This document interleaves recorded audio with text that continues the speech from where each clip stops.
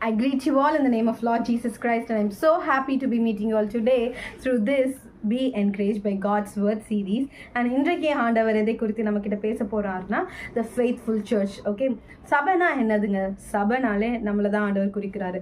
the individual us, நம்மளை தான் ஆண்டவர் வந்து சபன் கூப்பிடுறாரு. grace is a church, you are a church, அந்த மாதிரி. ஓகே, சபை கூடுகிற இடம்னு இருக்கு, அது that is the church / building. But new டெஸ்ட்மெண்ட்ல ஆண்டவர் என்ன சொல்றாரு? உங்களை பார்த்து என்னை பார்த்து சபை அப்படின்னு சொல்றாரு. இன்னைக்கு உங்களை பார்த்து தான் ஆண்டவர் சொல்ற காரியம் என்னன்னா the faithful church. இந்த faithful church எப்படி இருக்கும் அப்படின்னு நீங்க பார்த்தீங்கன்னா, this church is a very joyous church. ஓகேவா? அதாவது இந்த சபை, அதாவது the individual, உங்களை இன்னைக்கு சபைன்ற உங்களை பார்த்து நீங்கள் வந்து ரொம்ப ஜாயஸாக இருக்கீங்க. you are a joyous Christian, proud to be the child of God. நீங்கள் தேவனோட பிள்ளையாக இருக்கிறதுல ரொம்ப சந்தோஷமாக இருக்கீங்க. நீங்கள் எது நேர்ந்தாலும் எது இருந்தாலும், whatever problem you have, whatever little you have, நீங்கள் எப்போவுமே you choose to praise God மட்டும்தான். எவ்வளோ போராட்டங்கள் பிரச்சனை வந்தாலுமே நீங்கள் தேவனை ஆராதிக்கிறதுலையும் தேவனை துதிக்கிறத மட்டும் நீங்கள் நிறுத்தவே மாட்டீங்க.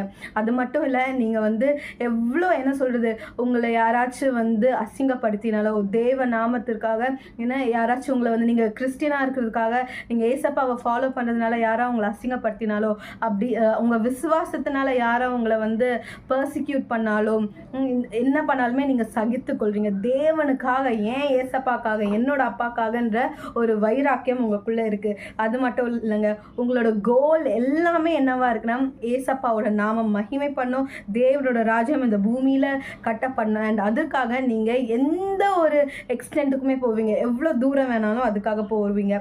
இன்றைக்கு ஆண்டவர் உங்களை பார்த்து தாங்க சொல்றாரு the faithful church அப்படின்னு. உங்களை பார்த்து தான் சொல்றாரு விசுவாச சபை அப்படின்னு சொல்லிட்டு. இன்னைக்கு ஆண்டவர் அப்படி மட்டும் சொல்லுங்க, உங்களுக்கு ஒரு வாக்குத்தத்தத்தையும் வைத்திருக்காரு.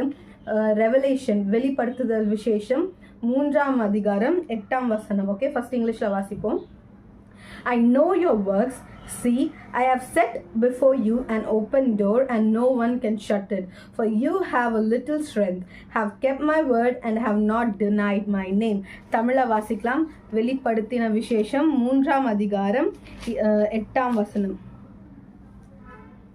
உன் கிரியைகளை அறிந்திருக்கிறேன், உனக்கு கொஞ்சம் பலன் இருந்தும் நீ என் நாமத்தை மறுதலியாமல் என் வசனத்தை கை கொண்டபடியாலே இதோ திறந்த வாசலை உனக்கு முன்பதாக வைத்திருக்கிறேன், அதை ஒருவனும் பூட்ட மாட்டான். இன்னைக்கு தேவன் உங்களை பார்த்து சொல்றதுதாங்க, இஸ் சா எவ்ரிதிங். அந்த கஷ்டமான நேரத்துலயும் நீங்க தேவனை துதிச்சிங்க தெரியுமா? அந்த ரொம்ப சோர்வான நேரத்துலயும் நீங்க தேவனுக்காக ஊழியம் செய்யணும்னு எழுந்தீங்க தெரியுமா? தேவனோட பிரசனத்துல விழுந்து கடந்தீங்க தெரியுமா? தேவனுக்காக எதையும் சகித்து கொண்டீங்க தெரியுமா? இதெல்லாம் தேவன் பார்த்தாராம். பார்த்தது மாத்திரம் இல்ல, தேவன் இன்னைக்கு உங்களுக்கு கொடுக்குற வார்த்தை என்னது?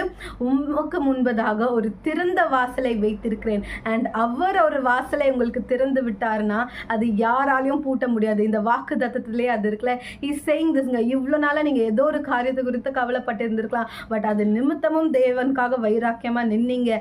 அதை பார்த்த தேவன் எனக்கு சொல்றார், அவ்வளவுதான், இட் இஸ் டன், நான் உனக்காக ஒரு திறந்த வாசலை வைத்திருக்கேன், நீ இதன் வழியா கடந்து வா, உனக்கான ஆசீர்வாதங்களை பெற்றுக்கொள், என்னிடத்துல வா, இன்னும் அடுத்த லெவலான ஸ்பிரிச்சுவல் லைஃப்ல அடுத்த லெவலுக்கான ஒரு என்ன சொல்றது, ஒரு லெவல் அப் ஆண்டவர் உங்களுக்கு பண்ண போறாருங்க.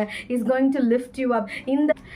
இன்றைக்கு தேவன் உங்களுக்கு பண்ண வாக்குதத்தை நிறைவேற்ற உண்மை உள்ளவரா இருக்கிறாருங்க.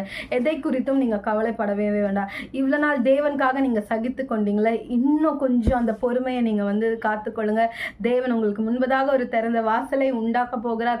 அந்த திறந்த வாசலை தேவன் உங்களுக்காக வைத்திருக்கிற ஆசீர்வாதங்களையும் உங்களுக்கான வைத்திருக்கிற இன்னும் அதிகமான ஆண்டவருக்காக ஊழியம் செய்ய வேண்டிய காரியங்களையும் நீங்க பார்க்க போறீங்க. Okay, let us all pray.